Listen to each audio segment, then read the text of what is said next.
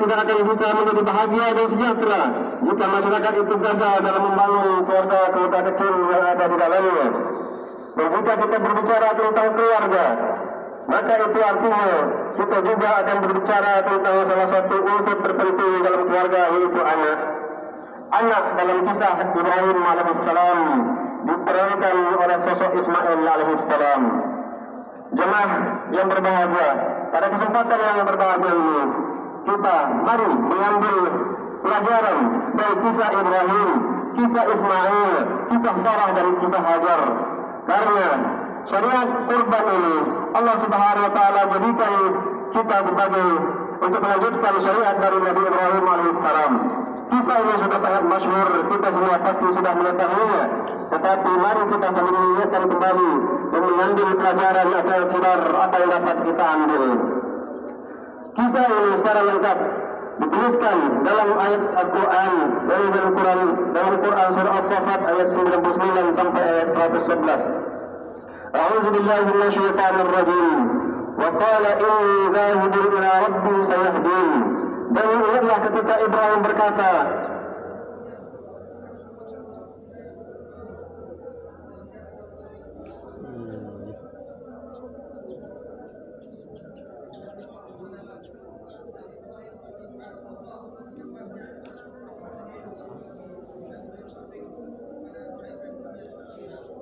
mati lampu. Udah.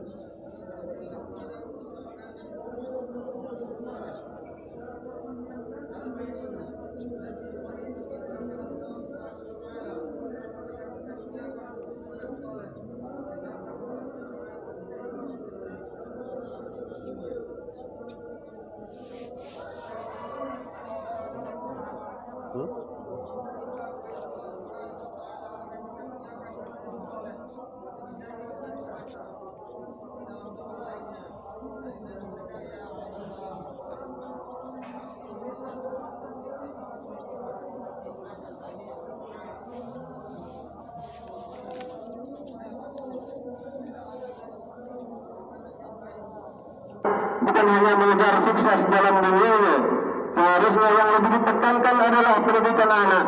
Anak yang dididik menjadi saleh, itulah yang menjadi amal jariah berharga bagi orang tuanya kelak. Ingat dan ingatlah selalu. Selanjutnya Nabi Ibrahim alaihissalam dikaruniakan anak yang halim. Fabasyarnahu bighulamin halim. Maka kami beri dia kabar gembira dengan seorang anak yang abad sabar. Apa arti halim dalam ayat ini? Halim itu mencakup beberapa sifat. Yang pertama sabar, yang kedua berakhlak mulia, yang ketiga berlapang dada, yang keempat memaafkan orang-orang yang berbuat salah padanya. Doa Nabi Ibrahim untuk meminta anak yang saleh benar-benar terkabul dengan dikurniakannya Ismail kepada beliau. Ketika anak itu mulai beranjak dewasa, maka dijelaskan, falamma balagha ma'ahu as-sa'ya qala ya bunayya inni ara fil manami anni azbahuka fanzur madza tara qala ya abati if'al ma tu'mar satajiduni insyaallah minas sabirin. Maka tatkala anak itu sampai pada umur sanggup berusaha bersama-sama Ibrahim berkata, wahai anakku, sesungguhnya aku melihat dalam mimpiku bahwa aku menyembelihmu, maka pikirkanlah apa pendapatmu. Ia menjawab, wahai ayahku, kerjakanlah apa yang diperintahkan kepadamu, insyaallah kamu akan mendapatiku termasuk orang-orang yang bersabar. Ketika Ismail alaihissalam berada dalam usia bulan dan ia telah sampai pada usia sa'ya, yaitu usia di mana anak tersebut sudah mampu bekerja, yaitu usia 7 tahun ke atas.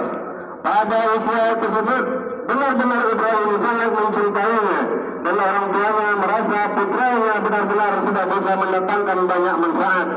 Saat seperti itu pula lah Ibrahim mendapatkan ujian yang sangat berat. Lihatlah ketika mendengar mimpi ayahnya untuk menyembelihnya, Ismail alaihissalam sangatlah patuh. Ia pun menyatakan dirinya bisa bersabar dan mendorong ayahnya untuk bersabar pula. Perhatikanlah Ismail ia begitu patuh pada perintah Allah. Hal ini sama dengan ibunya. Ketika Ibrahim alaihissalam meninggalkan istrinya Hajar dan putranya Ismail di samping Masjidil Haram, coba perhatikanlah bagaimana istrinya berkata, Allahu amaraka bihadza? Qala na'am. Qalat idzan la yudayyi'ana. Apakah Allah yang memerintahkanmu untuk ini? Ibrahim menjawab, ya. Istrinya berkata, kalau begitu Allah tidak mungkin menandarkan kami di lembah ini. Hadis riwayat Al-Baihaqi. Inilah yang seharusnya menjadi teladan kita, yaitu patuh, sabar dan bertawakal kepada Allah Subhanahu wa taala. Mudah-mudahan kita mendapatkan istri dan anak yang patuh kepada Allah, sabar dan benar-benar tawakal kepadanya. Begitu pula kita, semoga bisa menjadi orang yang seperti demikian. Pelajaran lainnya adalah setiap orang yang beriman pasti akan diuji. Setiap orang yang beriman pasti akan diuji. Ujian pada Nabi Ibrahim adalah dengan perintah menyembelih putranya sendiri. Ini untuk membuktikan apakah benar dia murni lebih mencintai Allah daripada istri dan anaknya. Kemudian dilanjutkan dalam ayat, "Falamma aslama wa tallahu lil jabin." Tatkala keduanya telah berserah diri dan Ibrahim membaringkan anaknya di atas pelipisnya, nyatalah kesabaran keduanya. Wa nadainahu an ya Ibrahim, dan kami memanggilnya, wahai Ibrahim, qad saddaqta ar-ru'ya inna kadzalika najzil muhsinin. Sesungguhnya kamu telah mendengarkan mimpi itu. Sesungguhnya demikianlah kami memberi balasan kepada orang-orang yang berbuat baik. Inna hadza lawal bala'ul mubin. Sesungguhnya ini benar-benar suatu ujian yang nyata. Ketika Nabi Ibrahim alaihissalam pasrah atau berserah diri kepada Allah Subhanahu wa taala, juga Ismail pasrah karena menjalankan perintah Rabbnya. Mereka ridha dengan ketetapan Allah. Ibrahim lalu membaringkan anaknya Ismail di atas tanah. Saat itu wajah Ismail di atas tanah. Allah pun memanggil Ibrahim dan menyatakan bahwa mimpinya benar dan telah benarlah yang dijalankan karena patuh pada perintahnya. Lalu Allah Subhanahu wa taala membalas orang-orang tersebut dengan kebaikannya, dengan ketaatannya. Yaitu cobaan yang berat berganti dengan sembelihan yang besar. Terselamatkanlah Ibrahim dan Ismail dari ujian yang sangat berat. Kemudian dilanjutkan ayat, wa fadaynahu bi dzibhin 'adzim, dan kami tebus anak itu dengan seekor sembelihan yang besar. Itulah balasan bagi orang-orang yang taat kepada Allah. Ia akan dipalingkan dari kesulitan dan musibah, akan dibukakan jalan keluar dengan mudah. Sebagaimana disebutkan dalam ayat yang lain, wa man yattaqillaha yaj'al lahu makhraja wa yarzuqhu min haitsu la yahtasib wa man yatawakkal 'ala Allah fa huwa hasbuh inna Allaha balighu amrihi qad ja'ala Allahu likulli shay'in qadara. Barang siapa yang bertakwa kepada Allah, niscaya Dia akan mengadakan baginya jalan keluar dan memberinya rezeki dari arah yang tidak disangka-sangka. Dan barang siapa yang bertawakal kepada Allah, niscaya Allah akan mencukupkan keperluannya. Sesungguhnya Allah melaksanakan urusan yang dikehendakinya. Sesungguhnya Allah telah mengadakan ketentuan bagi tiap-tiap sesuatu. Quran surah At-Talaq ayat 2 dan 3. Adapun yang dimaksud dengan sembelihan yang besar di sini adalah jumhur ulama mengatakan bahwa itu adalah seekor kibas atau domba yang sangat besar. Selanjutnya disebutkan, wa tarakna 'alaihi fil akhirin. Kami abadikan Ibrahim. Kami abadikan untuk Ibrahim itu pujian yang baik di kalangan orang-orang yang datang kemudian. Maksud ayat ini adalah Allah Subhanahu wa taala membiarkan Nabi Ibrahim terus mendapatkan pujian terbaik setelah itu hingga datangnya hari kiamat. Dan sampai hari ini, sampai datangnya hari kiamat, kisah Ibrahim, Ismail, Hajar dan Sarah tetap menjadi kisah yang terbaik di antara kisah-kisah yang ada. Kemudian dilanjutkan salamun ala Ibrahim, yaitu kesejahteraan dilimpahkan atas Ibrahim. Apa maksud salam pada Ibrahim? Yaitu salam dari Allah Azza wa Jalla pada Ibrahim Al-Khalil. Walaupun manusia memuji Nabi Ibrahim, tetapi pujian dari Allah Subhanahu wa taala adalah pujian yang lebih bagus dan terbaik. Kemudian dilanjutkan, kadzalika najzil muhsinin. Demikianlah kami memberi balasan kepada orang-orang yang berbuat baik. innahu min ibadina al-mu'minin. Sesungguhnya ia termasuk hamba-hamba kami yang beriman. Quran surah As-Saffat ayat 99 sampai 111. Demikianlah kaum muslimin balasan atas Nabi Ibrahim dengan pujian terbaik setelah beliau meninggal dunia. Dia termasuk hamba yang beriman, benar-benar bertauhid dan yakin pada Allah Subhanahu wa taala. Allahu akbar, Allahu akbar, la ilaha illallah, Allahu akbar, Allahu akbar walillahil hamd.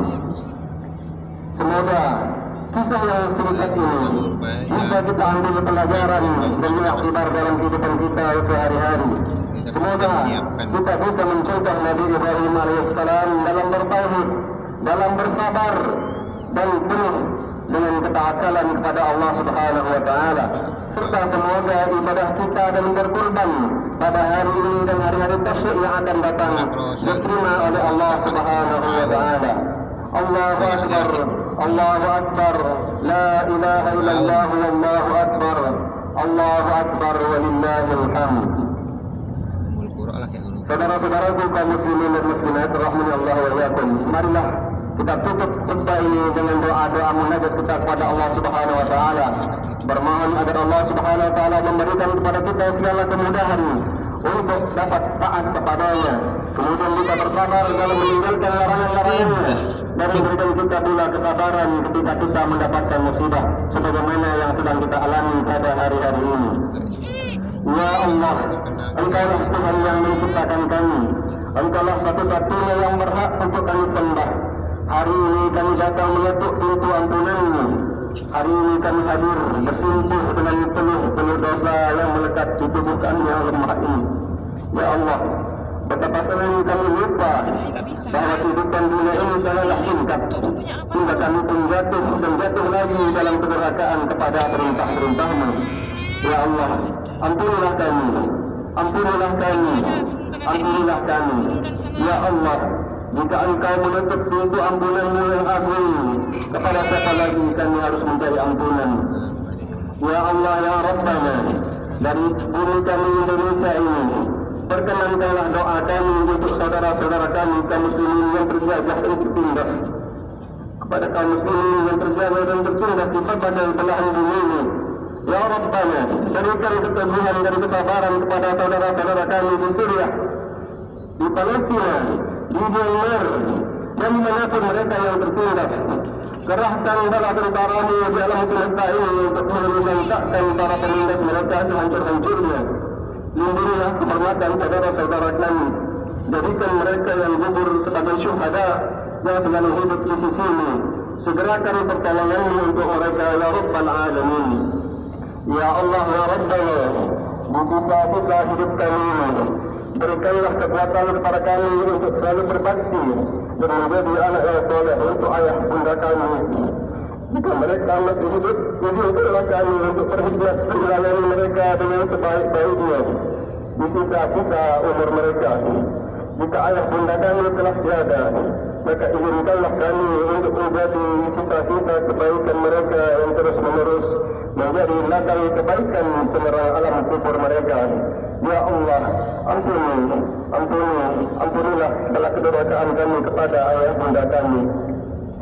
Ya Allah, ya Rabbana, berikan kami kekuatan dan kemampuan untuk menjadi orang tua yang terbaik untuk putra putri kami. Hanya Engkaulah satu-satunya yang dapat memberikan kekuatan untuk kami mendidik mereka dengan sebaik-baiknya. Ya Allah, jadikanlah anak-anak kami sebagai penunjuk hati kami dan selalu mendoakan kami saat kami berdiri dalam kegelapan alam kubur. Ya Allah, karuniakanlah kepada kami anak-anak yang mencintai Al-Quran dan sunnah Nabi-Mu. Ya Allah, selamatkanlah negeri ini dari pemimpin-pemimpin yang zalim. Karuniakanlah untuk kami para pemimpin yang adil dan mencintai syariat-Mu.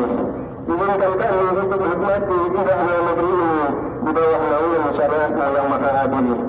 Ya Allah, angkatlah wabah yang ada di negeri kami dan negeri kaum muslimin. Ya Allah, angkatlah wabah yang sedang menimpa kami dan negeri kaum muslimin. Ya Allah, angkatlah wabah yang sudah terjadi di negeri kami dan negeri-negeri kaum muslimin. Sesungguhnya Engkau Maha Kuasa atas segala sesuatu. Ya Allah, Zat yang Maha mengabulkan segala doa dan segala permintaan. Penuhilah permintaan kami. Kamilah hamba-Mu yang lemah. Harapan kami hanyalah kepadamu. Engkau Maha mendengar. Engkaulah penguasa satu-satunya yang hak. Engkaulah sebaik-baik pemberi yang bisa diharapkan. Allahumma ighfir lil muslimin wal muslimat wal mu'minin wal mu'minat al ahya'i minhum wal amwat innaka sami'un qaribun mujibud da'awat ya qadiyal hajat. Rabbana la tuzigh qulubana ba'da idh hadaytana wa hab lana min ladunka rahmah innaka antal wahhab. Rabbana atina fid dunya hasanah wa fil akhirati hasanah wa qina adzaban nar walhamdulillahi rabbil alamin.